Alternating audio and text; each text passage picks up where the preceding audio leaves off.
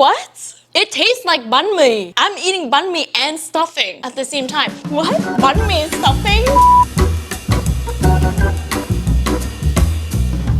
I feel like stuffing is one of those things that's very versatile. You can customize it to however you like. I don't know about you, but stuffing is one of my favorite side dishes to have during the holidays. Yes, we also adapted some Canadian traditions growing up. This was my family trying to assimilate to the culture. My sister went away to university, and then every time she'd come home, she'd want to cook this like very Canadian Thanksgiving meal. Before that, we never celebrated Thanksgiving. Shout outs to my sister Ellie. Ever since she started doing it, it's become a tradition in our family. So we do the whole thing. We do the turkey, we do the mashed potatoes, the gravy, and stuffing, which is the most important part in my opinion. We also incorporated Vietnamese food into the spread. So we had like dry noodles, sao, crispy spring rolls, and bánh bèo, which is, I don't know how you call it, like rice, steamed rice cakes. Those are so good. Love. The aunties would come over, the cousins would come over, and it'd be kind of like a potluck style. So I thought it would be fun to do some experimenting today. Okay, I've never done this before, so you're along for the ride. What if we took traditional stuffing and Vietnamese banh mi and smushed it together and made a banh mi stuffing? We're basically making a deconstructed banh mi in the form of a stuffing.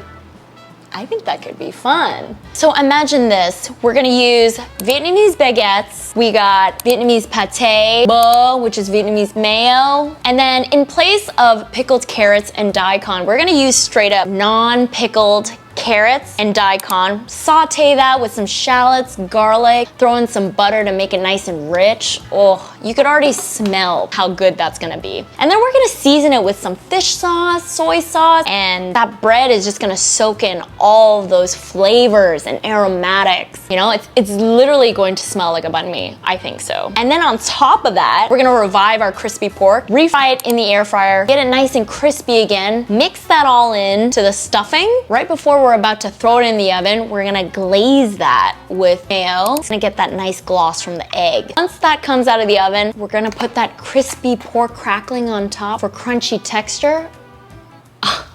I mean, that sounds pretty good to me. This is just conceptual in my brain. I've been dreaming this up for a while now, and we're gonna bring it to life today. We haven't made anything yet, but in my head, it looks and tastes amazing. Okay, what do you say? Ready to cook? Let's go. I have some somewhat stale banh mi's from my leftover banh mi series, but that's perfect. We're just gonna re-toast them in the oven to get a nice like crisp on them.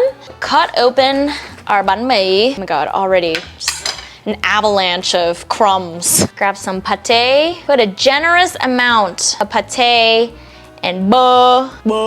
I love saying that word. Bơ. Like replace bruh with bơ. And then slap on the mayo. It doesn't matter what order you do it in. You can get messy with this. That's totally fine. We are playing in the kitchen. Okay, you'll get something not so pretty like this. But you know, I'm all about that ugly delicious. You know, I might as well just use all the pâté, right? Why are we being stingy out here? I want to taste that pâté in my stuffing. Yes, perfect. It's being a little gremlin. Okay, so you got your Sammys, and from here, roughly cube up your pâté, your banh mi. I'm just gonna use a bread knife here, make my life easier. If you wanna know how to make your own Vietnamese baguettes, I got a recipe just for you. I'll pin it up here. If you wanna make your own Vietnamese pâté and bơ, I also got some recipes for you to follow along over here or here. I don't know where it gets pinned. One of these corners. Or you could just skip all that and just buy all this at your favorite Vietnamese bakery. Support local. Now, we're going to re-toast our banh mi. So just scatter it on the baking tray like this. The reason why we are toasting our banh mi and not just like throwing it all together with all the aromatics and the sauces is we don't want our stuffing to be sad and soggy. We want some crispy bits in our stuffing. We want our banh mi to keep a bit of its form too, so we don't want mush. I've preheated my oven to 350 Fahrenheit and I'm gonna throw these in for about 5 to 10 minutes. Get toasty. Heat up your pot, add a little bit of oil. If I can get this thing open. Right, that's how you open that. My hands! Then we're gonna add some chopped shallots. I have 2 chopped shallots in here. Then let's add some garlic, green onion, just the white parts. We're gonna saute all of our aromatics until it becomes, what do I always say? Aromatic. And yes, indeed, it is getting aromatic. We are forgetting butter. You're gonna add this much butter. Add a glob of butter in because butter makes everything better, right? I think we're gonna need more butter actually. We're gonna add about this much butter. In that goes. Okay, melt that butter down. Careful not to burn anything, so really keep an eye out for your aromatics. Oh, that already smells amazing. I told you, butter makes everything better. I don't know, what do we think? Do we need more butter? More butter? I'm gonna add my carrots and daikon. We're gonna cook this until it's tender crisp. So not too soft. We want it to still have a good bite. We don't need too much time here. Maybe about 5 to 10 minutes, not even. Let's just enjoy the aromas for now. Do we want to season? Might as well season now. I'm gonna start seasoning this. I'm gonna add, you know me, I love my Maggi. So a little bit of soy sauce, MSG. I'm gonna eyeball this. Let's start with a heaping teaspoon of Maggi sauce. Maybe 2 teaspoons. We're gonna put in some chicken broth to dilute this. So it's okay if it's like little on the salty side. And I'm using low sodium chicken broth today. And then I'm gonna add a little bit of fish sauce for that umami. Maybe a teaspoon here. Then I'm gonna add in a little bit of sugar, about a teaspoon here. Also gonna add some cracked pepper. Oh, wow. Oof. I love that color. Look at that. Look how gorgeous that is. So glossy and Now we're gonna add some chicken broth. I'm using low sodium chicken broth because that way you can control the sodium level. I think that was about like a cup of broth. Very flavorful. Missing a little bit of salt though. So I'm just gonna go in with some salt. Let's try again.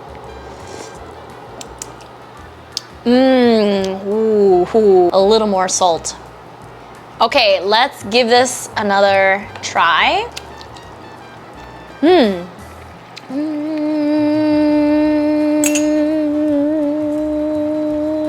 know, cooking's all about feeling the dish. Use your intuition, trust it. You know, if something tastes a little off, needs a bit more sweetness, add sugar. If it needs to be a little saltier, add a little bit of salt, you know?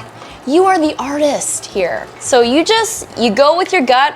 I'll obviously have a recipe for y'all, but if you're not happy with that, by all means, feel free to customize it to your liking. But this, I think this is good. This is more than good. This is real good. Oh yeah, that's perfect. Wow. I'm just gonna check on our carrots and daikon here. Perfect. Okay, we can stop cooking it. We'll just take this off the stove. Oh, wow. Look at the golden crisp on these baguettes. They're very, very crispy.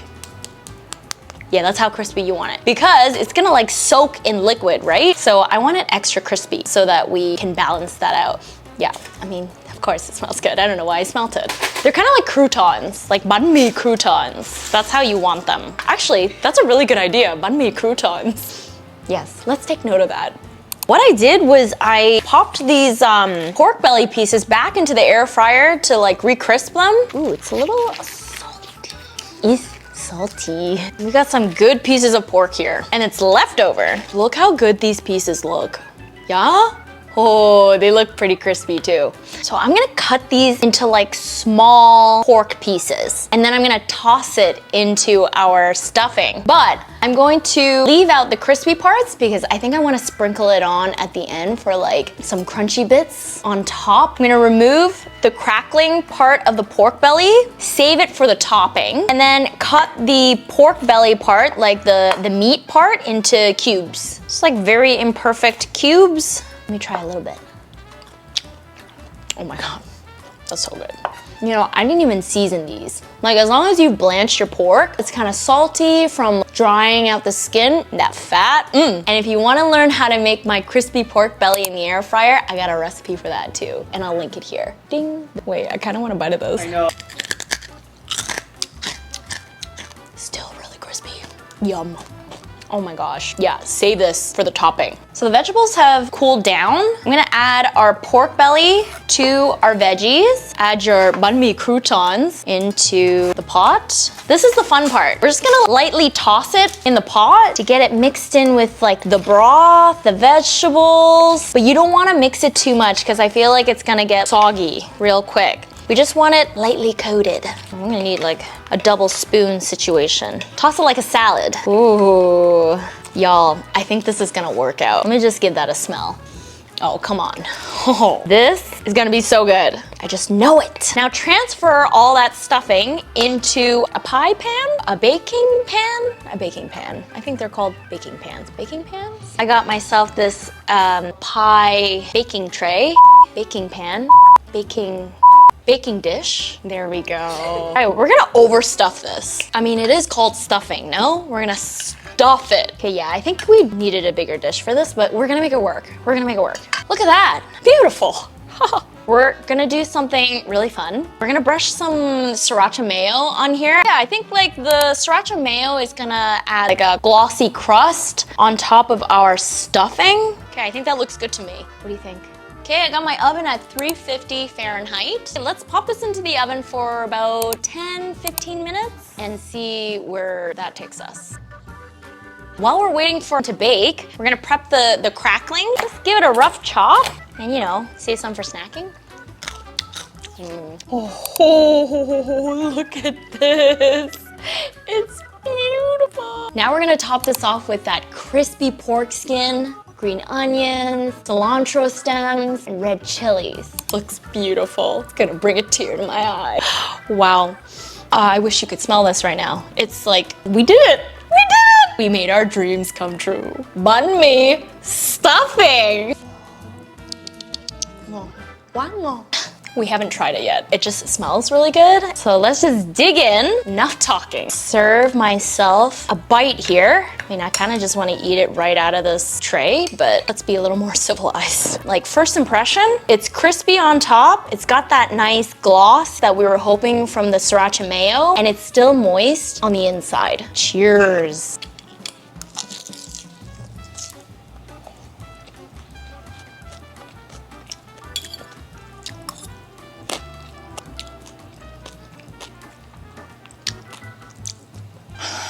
I think we've outdone ourselves. Holy shit. I am lost for words right now. Like, what? It tastes like banh mi. Okay, I'm eating banh mi and stuffing at the same time. If stuffing and banh mi had a baby, it'd be this. Beautiful, beautiful baby.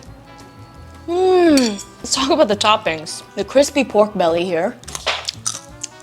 And the banh mi, the carrots, oh, that daikon's really nice. Everything is working really well. I gotta get the crew in on this. Come. Please, Thank you. Let me give you like a proper I don't know bite. why I'm being so... Thank you. Thank you. Because it's Thanksgiving. Yes, it's Thanksgiving. Okay, we're very thankful. Holy. We're very, like, yeah. You just need like a whole bite. Stuffing is my favorite part of Thanksgiving. Same. Like, take your time. Just take your time. Don't tell me, just. How does this make so much sense? Why is this? Because, like, it's banh mi. It's banh mi, but it's so homey. It's like, Yeah. there's something so snug about it. You know what I really love about it? Well, I'm not covered in crumbs. Cleanest way I've ever had banh mi. This is a Potluck Hero dish. Potluck Hero dish. You heard it here. Is this cookbook worthy? I feel like. You heard it here first. Trademark. You all should be shaking it up this Thanksgiving and make this banh mi stuffing because there's nothing like it out there, okay? I promise you that. In fact, it's going to be the star of the show of your next Thanksgiving. If there is a lesson to be learned at the end of this, I hope this has encouraged you to play in the kitchen. There's a wild idea you have and you think, oh, that's dumb, that's weird. No one would ever eat that. Throw that out. Just do it, just try it. The worst thing that could happen is that it doesn't taste good. You try something different until you get it right. Love in the kitchen, play in the kitchen, follow your heart. If you like this recipe, please give this video a thumbs up. It really helps me out. If you want to see more awesome recipes like this, subscribe to the channel, hit that notification bell so you know the next time I'll be dropping a recipe, which will be next week. See you then. Bye. That's a wrap, y'all. So I wait for the day, for the courage to say how much I love you. Yes, I do. Dreaming of you. Late at night when on the world, I stayed up and think of you. Been here in my room, dreaming about Banh Mi. Here in my room, dreaming tonight.